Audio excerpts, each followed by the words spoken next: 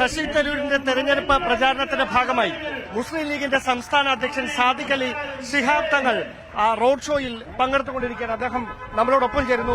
വലിയ തരത്തിലുള്ള തെരഞ്ഞെടുപ്പ് ആവേശമാണ് സംസ്ഥാനത്ത് മുഴുവൻ നടന്നുകൊണ്ടിരിക്കുന്നത്. പ്രത്യേകിച്ച് വയനാട്ടിലടക്കം ഈ കൊടിയുടെ വിവാദം അത് ഏതെങ്കിലും തരത്തിൽ ഈ തെരഞ്ഞെടുപ്പിന്റെ പ്രചാരണത്തെ ബാധിച്ചിട്ടുണ്ടോ? നമുക്ക് കാര്യമില്ലാത്ത പ്രചാരണങ്ങളാണ്. ഒരിക്കൽ ഇവിടെ ആവശ്യം രാജ്യത്തിന് ജനാധിപത്യത്തെയും മതേതരത്വത്തെയും സംരക്ഷിക്കുകയാണ്. അതിനുവേണ്ടിയുള്ള പോരാട്ടത്തിലാണ് ജനങ്ങൾ. അതിനിടയ്ക്ക് ഇത്തരത്തിലുള്ള കുപ്രചരണങ്ങളൊന്നും ഒരു കാര്യവുമില്ല.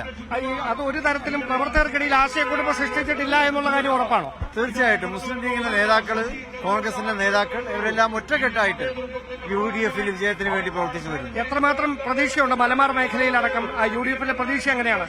20 ലോക്സഭാ മണ്ഡലങ്ങളിലും കേരളത്തിൽ UDF തന്നെയാണ് വലിയ മുന്നേറ്റം. പ്രചാരണ പ്രവർത്തനങ്ങളൊക്കെ കാണുമ്പോൾ നമുക്കത് മനസ്സിലാക്കാൻ സാധിക്കുന്നുണ്ട്.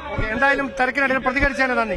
വലിയ തെരഞ്ഞെടുപ്പ് ആവേശമാണ് തിരുവനന്തപുരത്ത് അടക്കമുള്ള മണ്ഡലങ്ങളിൽ.